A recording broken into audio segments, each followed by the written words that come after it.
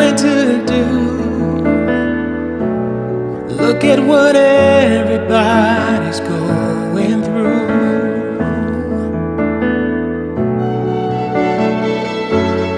What kind of world do you want it to be?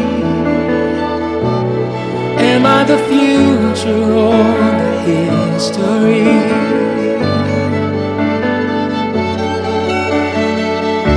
'Cause everyone hurts, everyone cries, everyone tells each other all kinds of lies. Everyone falls, everybody dreams and doubts. Gotta keep dancing when the lights go out.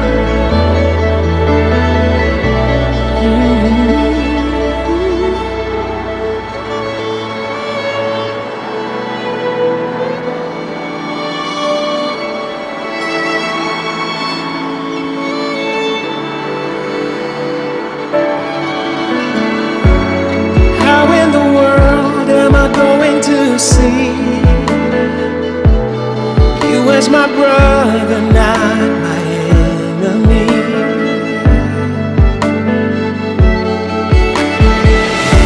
'Cause everyone hurts, everyone cries, everyone sees the color in each other's eyes. Everyone loves, everybody gets their heart ripped out. Gotta keep dancing when the lights go out. I'm gonna keep dancing when the lights go out. Hold on to everyday life. Hold on to everyday life.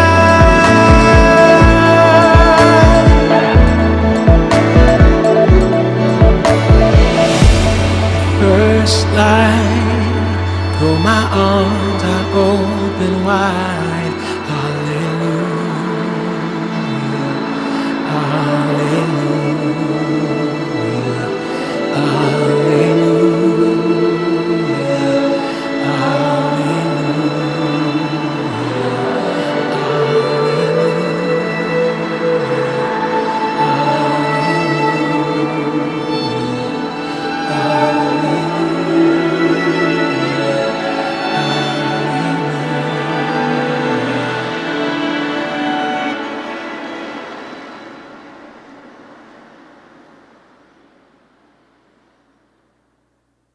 Wow, that was amazing. What an incredible way to begin our service. Hey, welcome to Buckhead Church Online. My name is Matt Noblet, and I lead the living room, which is our college environment here at Buckhead.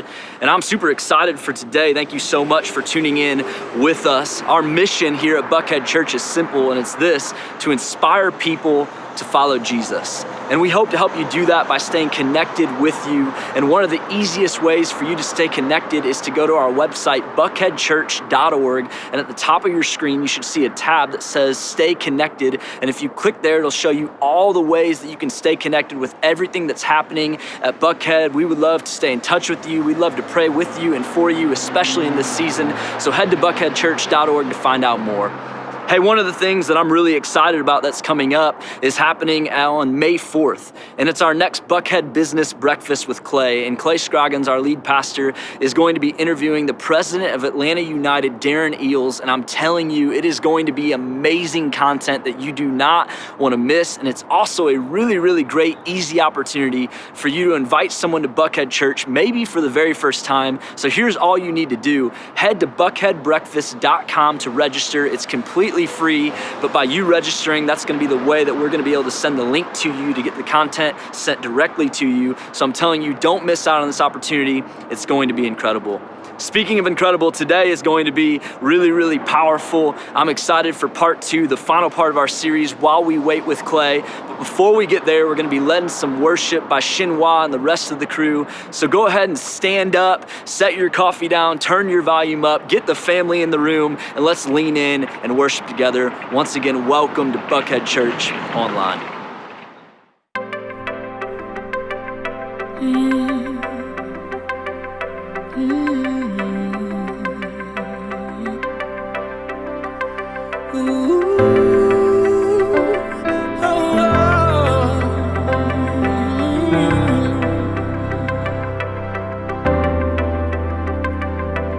Christ is my reward, all of my devotion.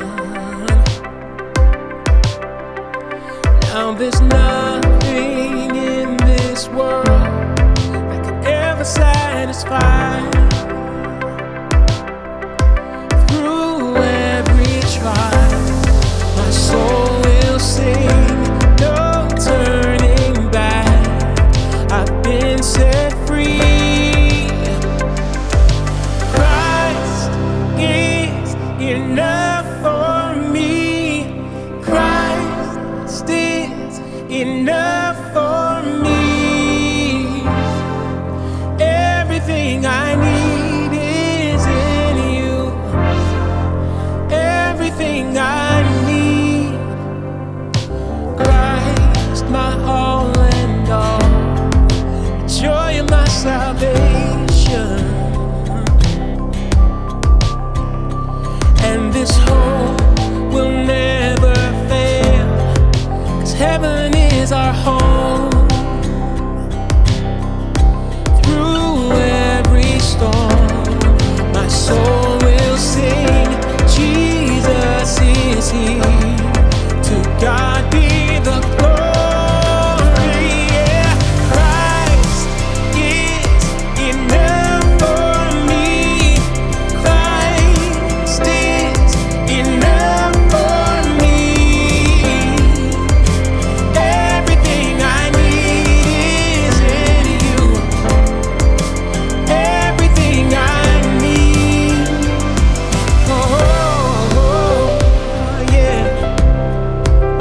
Oh, yeah.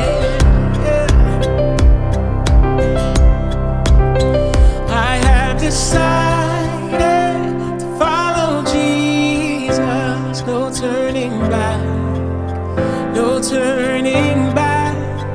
I have decided to follow Jesus. No turning back. No turning back. The cross before me, the world behind me. No turning back. Oh no, turning back. The cross before me, the world behind me. No turning back. No turning back. Yeah. Oh, Christ is enough for me. Christ is enough for me. Everything I need is in you. Everything I need. Oh, Christ is enough for me. Christ is enough for me. Everything I need is in you. Everything I need. Yeah.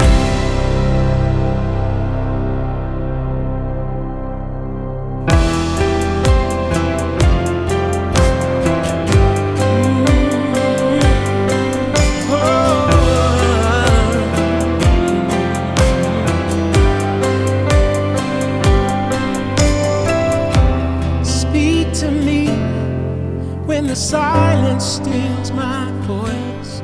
You understand me. You understand me.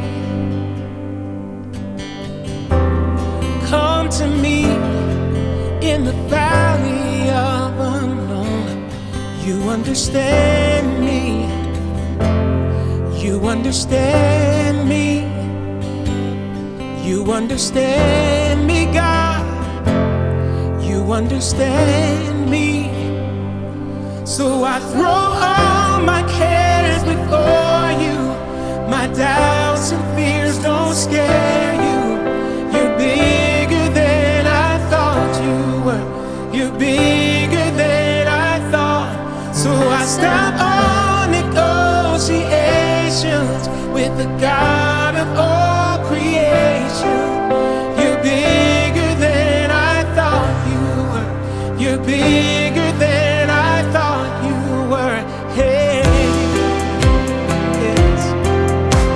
Oh, oh, you're bigger than I thought you were. Yes.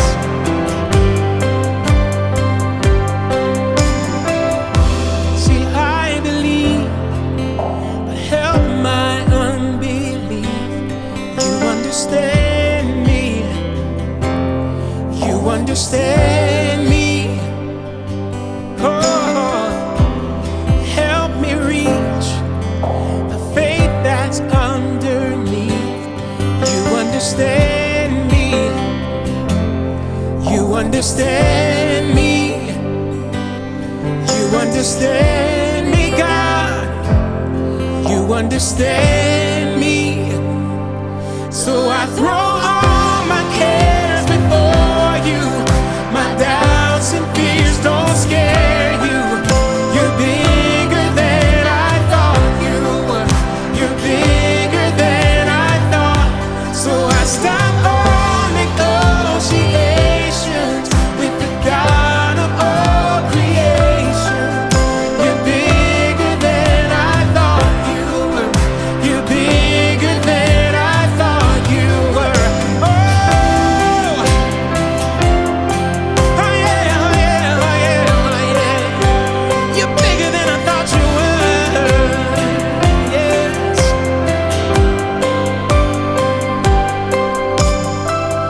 I will rest in the Father's hands. Leave the rest in the Father's hands. Oh, I will rest in the Father's hands and leave the rest in the Father's hands. I will rest in the Father's hands and leave the rest in the Father's hands. I will rest, oh yeah, in the Father's hands. Oh, and leave the rest, yeah, in the Father's hands. So I throw all my cares before you. My doubts and fears don't scare you. You're bigger than I thought you were. You're bigger than I thought. So I stop all negotiations with the God of all creation. You're bigger than I thought you were. You're bigger than I thought you were. You're bigger than I thought you were. You're bigger than I thought you were.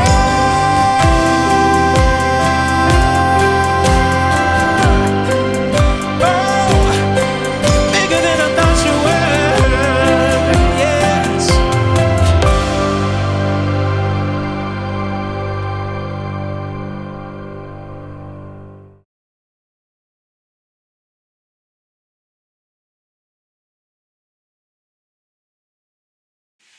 Hey, Buckhead Church, this is such an honor for me, and I'm so excited about this conversation. This is Jay and Catherine Wolf. Hey. By the way, do people call you when they pluralize your last name? Are you the Wolves? Do you get that all the time? It's a hot topic. Yeah. It's up for debate. Depends on what part of the Okay. country you're in, I think. But there's no E, okay? I just need to write that on the record. There's no There's E. no Animal, E. it's the pure WOLF, okay? Please no E. Yes. Don't add an E. Well, this conversation is not necessarily about this book, Suffer Strong, but I am really grateful for your voice and the way you have you've taken suffering and you've made it a conversation that is you've really made it not. I hate to use the word palatable, like suffering's not palatable, but people don't necessarily want to talk about suffering.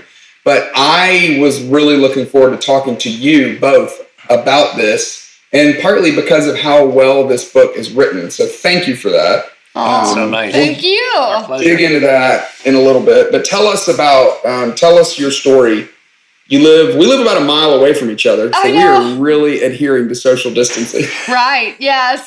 Yes, we are. Don't get too close to that house. Well, we love being your neighbor, and we Yeah. love living here. And in a nutshell, we were newly married, 26 years old, had a 6-month-old baby at home, perfectly healthy, totally no medical history, no family history, nothing.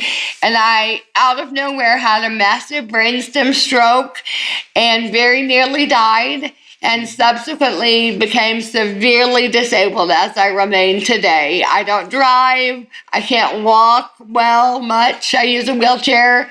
And pretty much almost all of my body has been ravaged. I have a hand that doesn't work. You can see my face is paralyzed. I'm deaf in one ear, blind in one eye, but see just enough to create really crazy double vision. So here's you and here's you.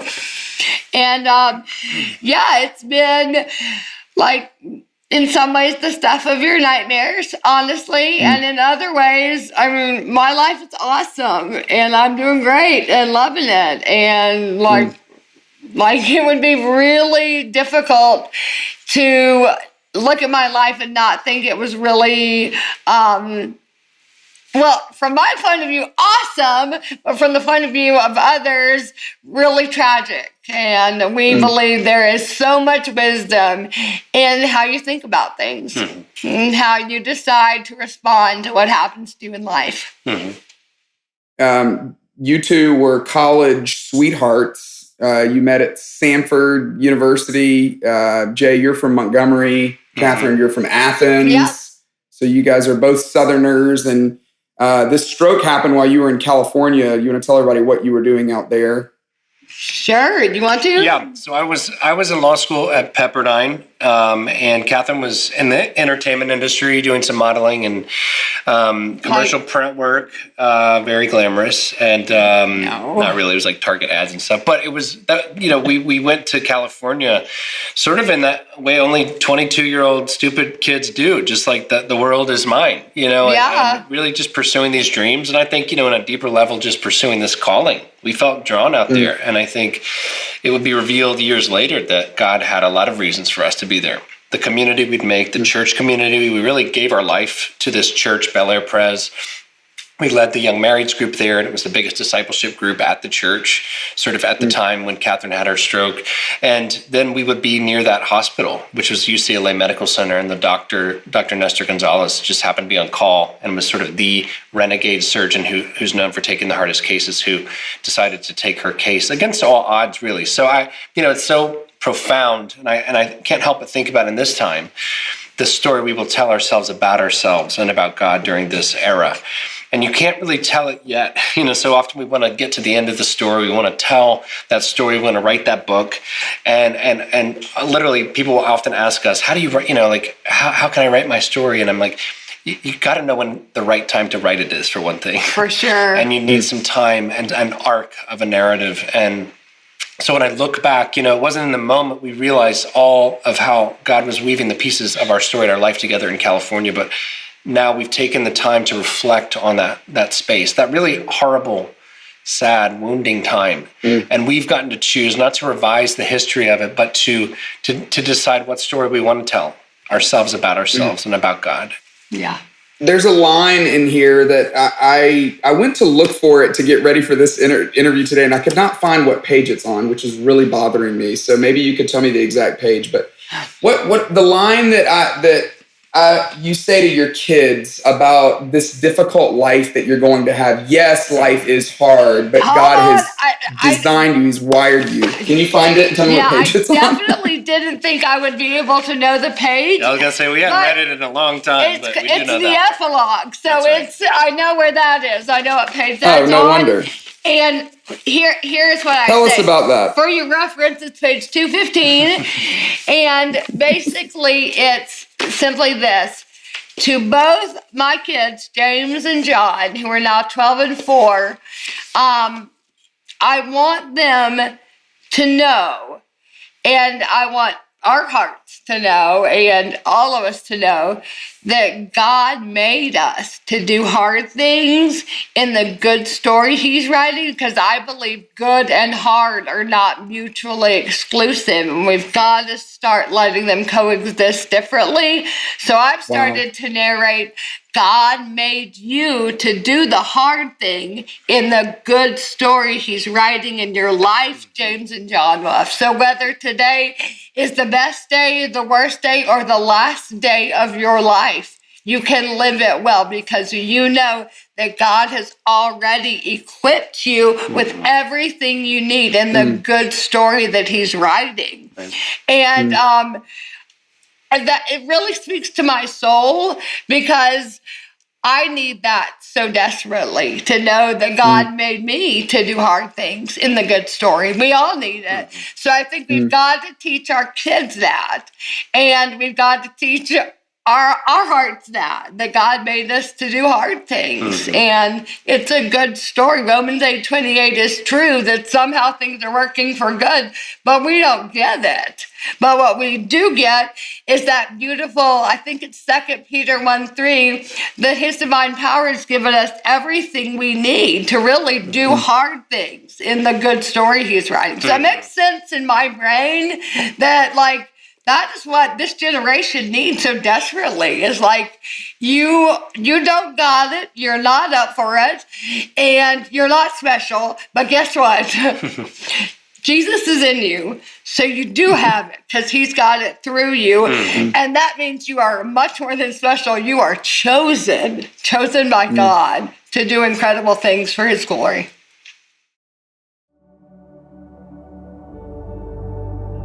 Every conversation that I've been in over the last several weeks has included the line, we're living in pretty interesting times right now. We're sitting right now in the middle of Atlanta Tech Village, a neighbor of Buckhead Church. This is an incubator and a community for tech startups. And you can just feel, as quiet as it is, you can just feel how much the businesses just in this building have been affected by what we're in the middle of. I would imagine there's just a lot of fear, a lot of uncertainty, and a lot of confusion, and a lot of concern for the future for every single one of these organizations represented in this building, just like I would imagine there is in every single one of us.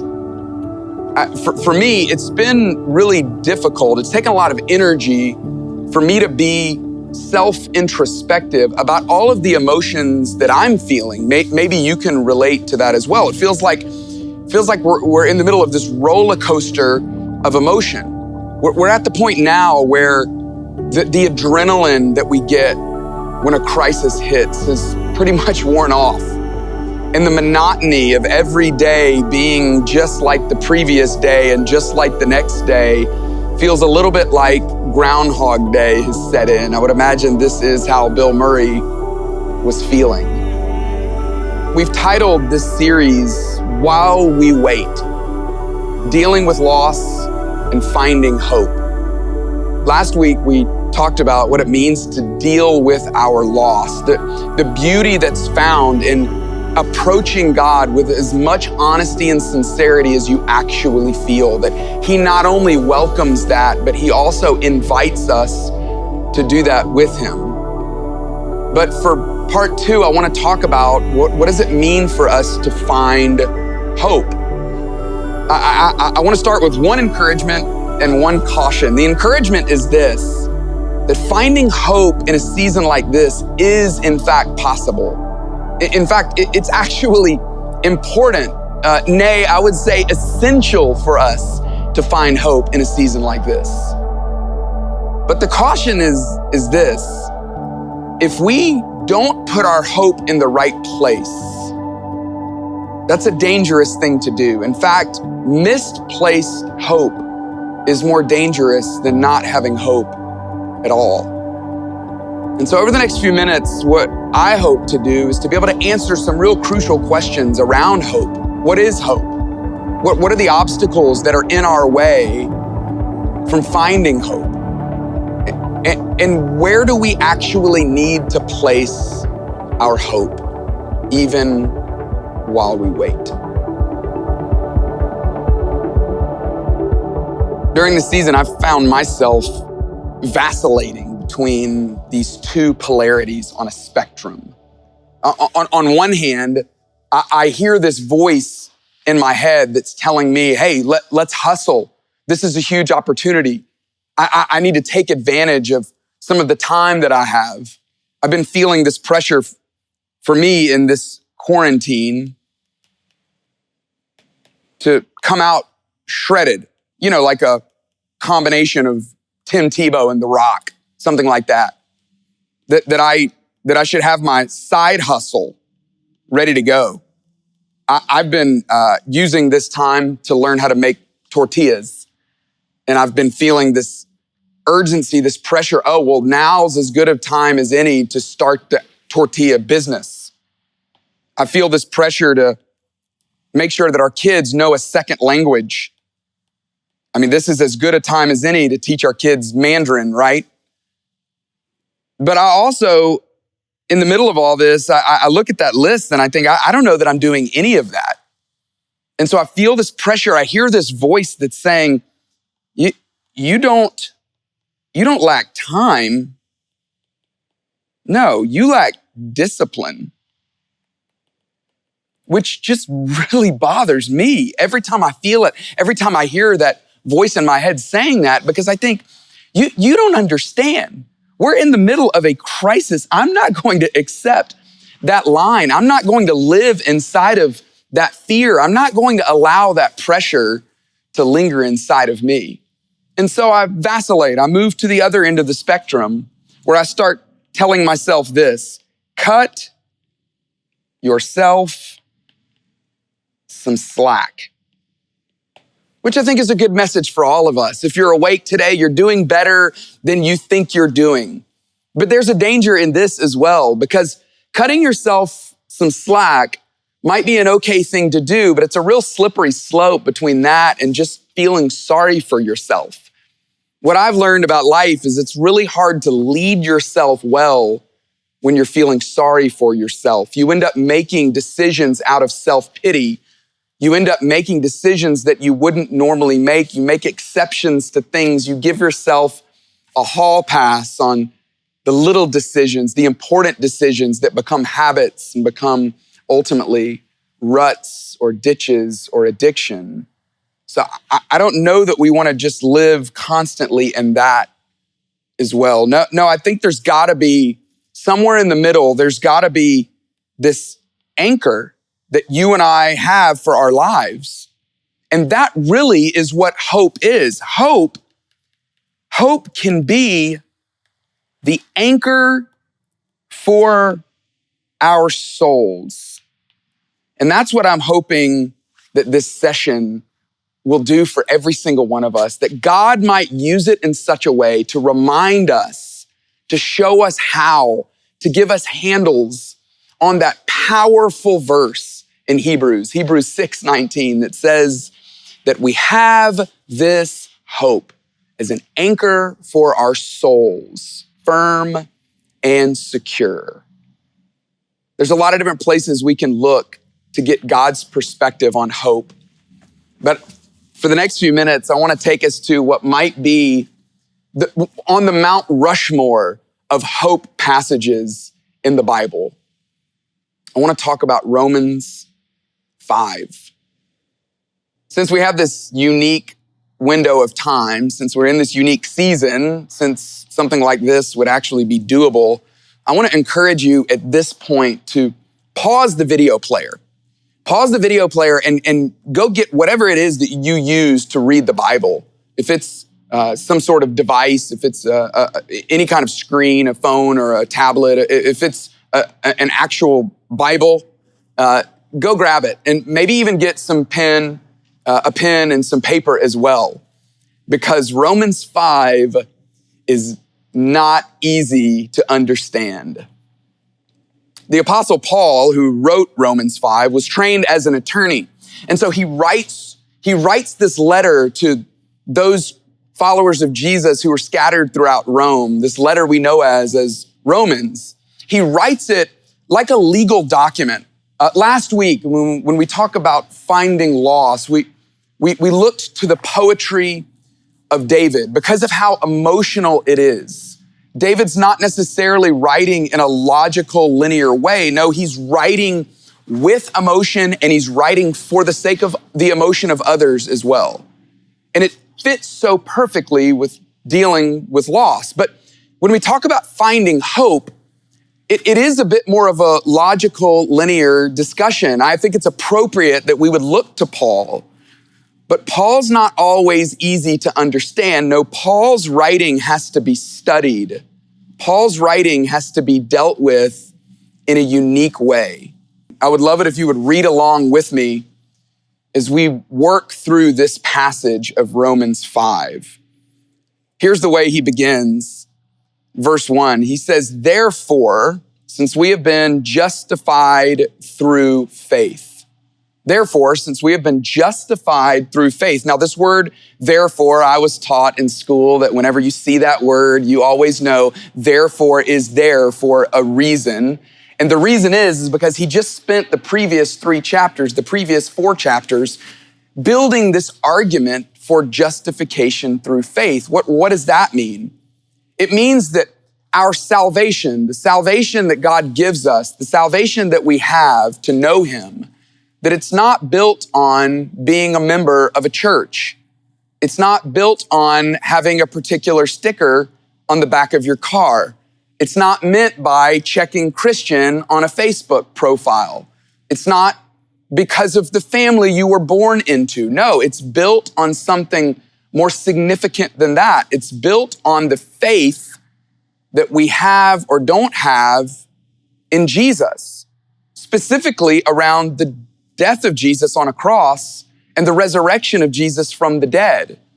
Paul builds this entire argument like he's Tom Cruise from A Few Good Men delivering his final statements, saying, hey, I'm telling you, if you want to know what it means to be a follower of Jesus, to be a Christian, what it really means is that you have justification because of the faith that you have. And then he's going to give us the implications of that. So what? So what are the experiential outcomes of that faith that we have? What should we expect? What can we look for? And he tells us in the rest of this passage. He finishes verse 1 by saying this: "Therefore, since we have been justified through faith, we have peace with God through our Lord Jesus Christ." Most people want peace. Maybe all of us want peace. In fact, how amazing would it be in this season for those rocky waters that we feel internally because of the external rockiness and turbulence that we feel? How nice would it be to actually have peace within us? Well, he says one of the greatest benefits of this faith in Jesus is the peace that comes. And that flies in the face of the worldview for most people. Most people in the world, if you ask them, hey, how do you see the world in relationship to God? They would say, well, there is a God. Most people believe that. And he wants me to do good things. In fact, I'm really just trying to do more good things than bad things. That's pretty much the way my relationship with God works. But Paul says, no, there's something way better than that. This peace that is actually possible means that in the middle of rocky circumstances, in the middle of turbulent waters, in the middle of all kinds of uncertainty and fear outside of us, that faith that we have inside of us can actually lead to having this sense of peace. Whether I lose my job or not, no matter what the market says, no matter if I'm sick or not, that peace is possible because of the faith in Jesus that I have. He continues in verse 2 and he says, through whom we have gained access by faith into this grace in which we now stand. If you have a pen and you would maybe even underline access by faith into this grace. That's a pretty profound and important phrase. Have we gained this grace through our faith? Or is it all because of what Jesus did? This is an argument, this is a discussion that followers of Jesus, theologians, have been having for ages and ages and ages. Which came first, the chicken or the egg? The truth is that it's hard to really know. It's hard to really understand. But as far as we can tell, the faith that we have in Jesus is the agency that leads us into that grace. The grace that he has saved us, that he has called us his own, that he's made us a son or a daughter. And once we put our faith in him, we get access to that grace. But even having the faith, having that kind of faith is grace because it's all grace. Everything is really grace.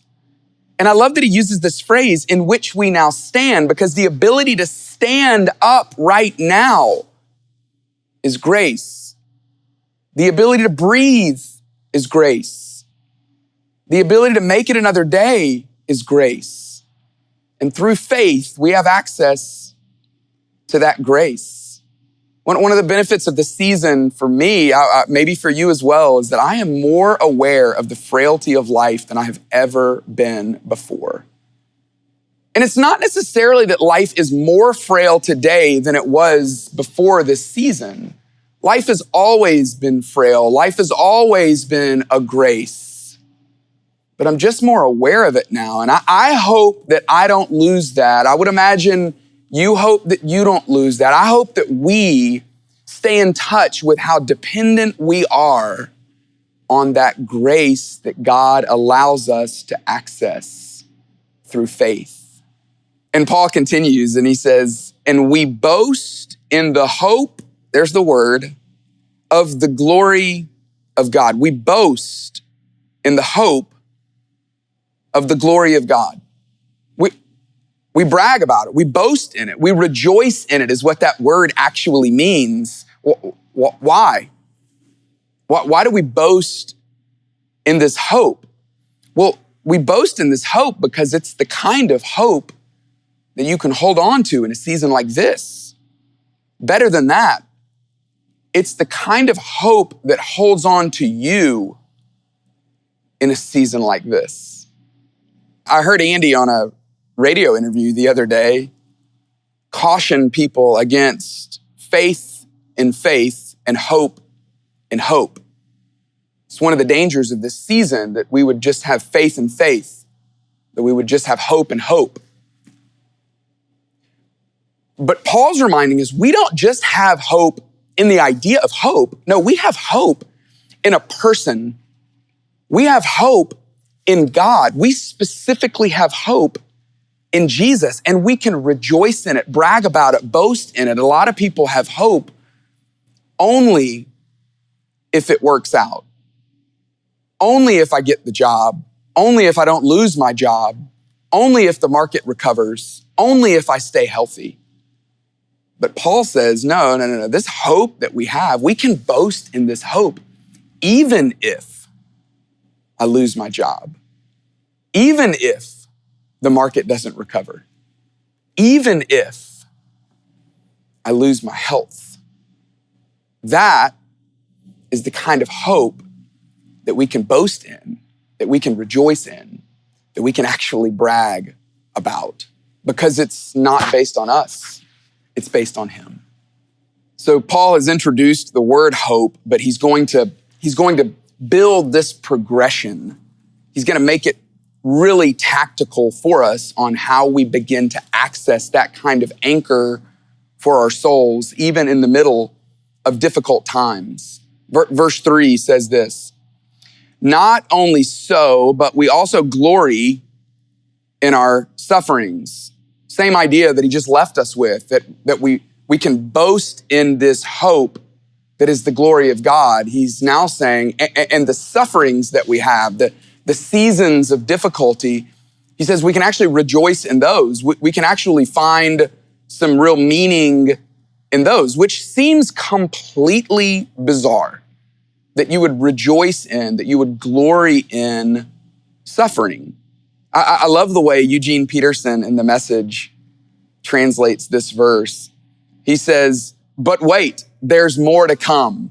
It's almost like one of those infomercials that it actually gets better. Hang on, listen to this. "We continue to shout our praise even when we're hemmed in with troubles." How? How is that possible to rejoice, to glory in our suffering? Because God makes our suffering matter. He doesn't always make our suffering go away, but he makes our suffering matter. He brings beauty from ashes. He brings life from death. He brings light from darkness. He can actually make something good come out of the bad. It doesn't mean that we're going to be grateful for the suffering. It doesn't certainly mean that we're going to look back with fond memories even of the suffering. But he does say that I can make the suffering matter. I can build something in you because of it. And so I'm telling you, the waiting room that you're in the middle of right now, it matters. That waiting is not wasted. Hoping in God makes it matter. When you hope in God, he makes the waiting matter. It's one of the beautiful things that he does. Look at what he says next. Because we know that suffering produces perseverance. Suffering creates, it builds in us this ability to get through, to make it, to persevere. It's when we actually grow, when we're in the middle of suffering and God begins to create that perseverance in us. We can grow otherwise, but we certainly grow the most in seasons like this. It's why the weight room is so difficult. I remember my baseball coach in high school pulling me aside and saying, "Hey, Scroggins, I can tell you don't like the weight room. What's that all about?" And I wanted to look at him and say, "Well, coach, you're right. I hate the weight room. You know why? Because the weights are heavy. That's why. Why else would I not like it? It's certainly not because it's easy. No, because it's difficult." But of course, I didn't answer that way because I would have just imagined that he would respond and say, "Yeah, I know. That's how you get bigger and better. It's how you grow. Yes, the weights are heavy, but the resistance of the weights creates muscle and strength in us. It's in these seasons of suffering that God creates and builds the ability to persevere, the ability to make it, the ability to even thrive in the middle of difficult circumstances. He's building something in you now that he'll use later on. I can promise you that. And he continues with this progression. He says, the suffering produces perseverance, and the perseverance, character. The perseverance creates character. Character is just the ability to show that you can. When no one's looking, you can do the right thing. When it gets difficult, you can stay. When it gets hard, you can make it through. This is what character is. And in seasons of suffering, Paul's saying God builds in us perseverance, which leads to a greater sense of character for every single one of us. That's not an emotionally satisfying thing maybe for us to hear, but it's just true. That God is building something in you that's going to lead to something greater and better. And then he builds the grand finale here. He says, the character builds hope. The suffering creates perseverance, the perseverance creates character, and the character builds hope, which when I first read this, I thought, well, that doesn't exactly make sense because I thought character was all about what I have in me. What has God built inside of me? Well, how does that lead to hope? Well, I think it's because any person that has a strong sense of character has a realization that they're living in a world that's bigger than themselves. They're living in a world that's not just about themselves, that there is something bigger, there is someone greater that is holding life together. That is what great character is built on. And maybe, just maybe, God is using this season in every single one of us to allow the suffering to build perseverance and the perseverance to build character so that we might be able to hope all the more. And not just hope and hope, but to hope in God. I'm telling you that the big idea for today, the big idea for Romans 5, the big idea for this passage is that waiting is not wasted when we hope in Jesus. Waiting is not wasted. Waiting matters. What God is doing matters, especially when we hope in Jesus. I love the way Paul concludes this little section. Verse 5, he says, and hope does not put us to shame. You might want to underline the word shame. Why would hope put us to shame? Well, because hope can be a dangerous thing, especially if we put our hope in the wrong place. If we put our hope in the wrong thing, we've all been let down by someone or something that we were hoping in that didn't come through. So yes, hope can put us to shame. So I want to just give you two simple little cautions here, if we can pause for a second and apply this to what we're in the middle of. The first one is this: we've got to be very careful in putting our hope in promises that God has not made. Every one of us is tempted to do that, to put our hope in promises like, oh, God's gonna heal all of this. God's going to fix all of this. We're gonna come out on the other side and we're gonna be better because of this. That life is going to get better because of this. That may be true for some people, but that's not a promise that God has made to each and every one of us. We use that line all the time, that following Jesus makes your life better and makes you better at life, and it's true. But following Jesus doesn't always make you richer. Following Jesus doesn't always lead to great health. And following Jesus certainly doesn't ensure that you're going to avoid trouble. Following Jesus is not insurance to protect us from pain. And if we're hoping in that, yeah, the hope can put us to shame. Secondly, I think we've got to be careful about the language that we use with each other around hope.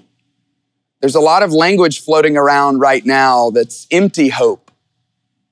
In fact, I want to show you some. I saw this the other day. I thought this was really fantastic. There's a really big difference in language of empty hope and language of honest hope. It goes like this. Maybe you've heard this said, hey, don't worry, you'll be just fine. Maybe something better to say is, hey, this might be hard, but I believe in you. There's nothing to be scared of. Not exactly true. We're in the middle of a global pandemic. There is something to be scared of. Maybe something better to say is, whatever you're feeling right now is really important. you should welcome it. Maybe you've heard this, I'm sure this will be over in just a few weeks. Maybe something better to say would be, this might take a while. Let's just stay focused on what's important for today. Let's take this one day at a time. Maybe you've heard this, hey, things will get back to normal soon. Now, I think it would be a lot more honest to say things might be different in the future, but it can still be good. Finally, of course, you'll get your job back. We don't exactly know that, but what you can say is, I see so many gifts and talents in you that the world needs right now. It's why I love Catherine Wolfe's line, God has made you to do the hard things in the good story that he's writing. But he says the right kind of hope is not put to shame. Well, what does he mean by that? What is the right kind of hope? Glad you asked. He actually finishes this verse explaining that, which is so helpful. Look at what he says to conclude verse 5. He says, and hope does not put us to shame because God's love has been poured out into our hearts through the Holy Spirit who has been given to us. He's saying that God's love is hope's reminder, that God's love is the sticky note of hope, that God's love, it persists even when it's hard to hope, that God's love pursues us even when it's hard to hope, that God's love prevails even when it's hard to hope. And if you're unsure of God's love, if you're wondering today about God's love, I'm telling you, there's no better place to look than to look to the cross. The cross is the greatest declaration of God's love for you. That his love for you is not a cliche, that his love for you is not contingent on your behavior, that his love for you is not like a faucet that we turn on and off. No, his love for you is like a waterfall that is continual. It's more powerful than you could imagine.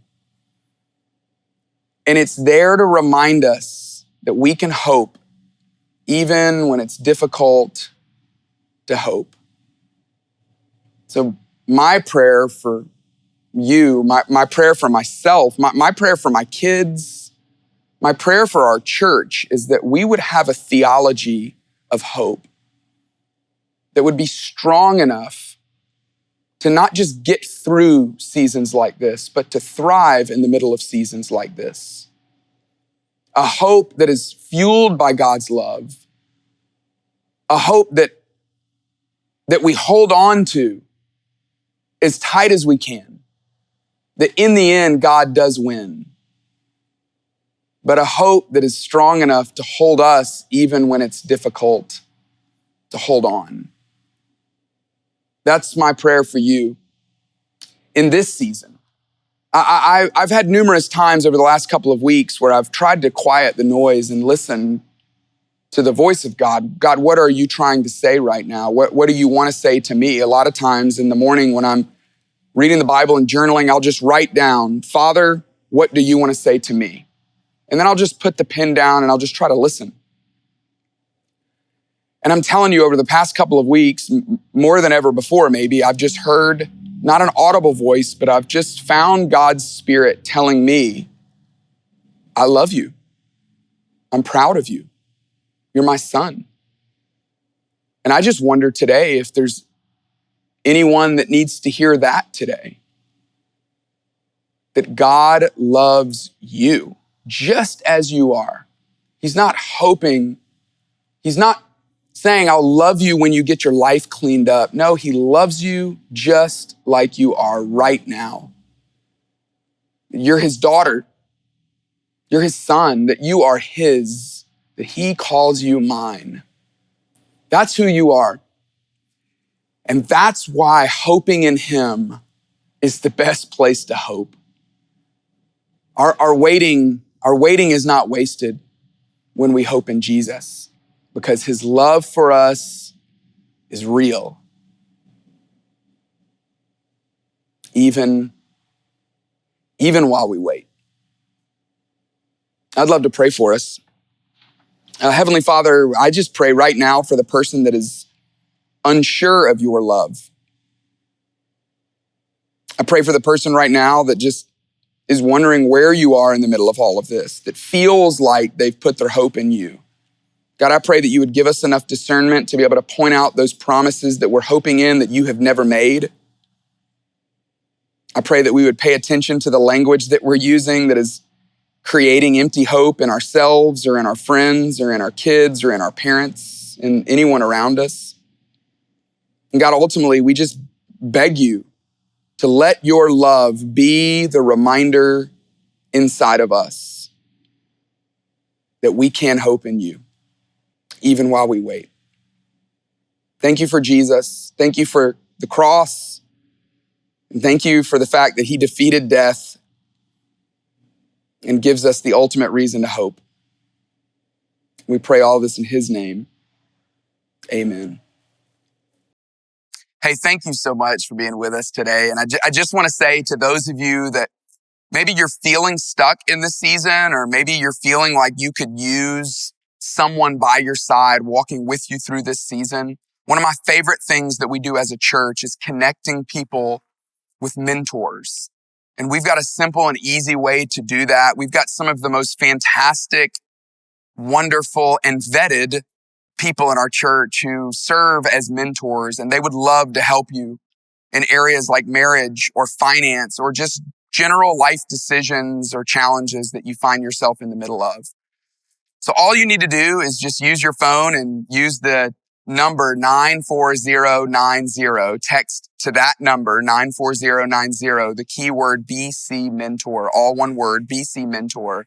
Text that to 94090 and we'll have a conversation. We'll set somebody up with you this week to have a conversation about what it would look like for somebody to walk alongside of you in this season. Just want to remind you, for those of you that are watching for the first time, that maybe if somebody emailed you this or someone texted you this link and you're just checking out Buckhead Church for the first time, we want to stay in contact with you. We've got other ways that we can help, and we would love it if you would just let us build a relationship with you. All you need to do is use the little form below this video player that says contact us, and give us your name and your email and your number, and we'd love to stay in touch with you about how we can help you going forward. Thanks again for being with us. We hope that you'll be with us this week on our podcast, at our prayer gatherings, and also on social media. Have a great rest of your day.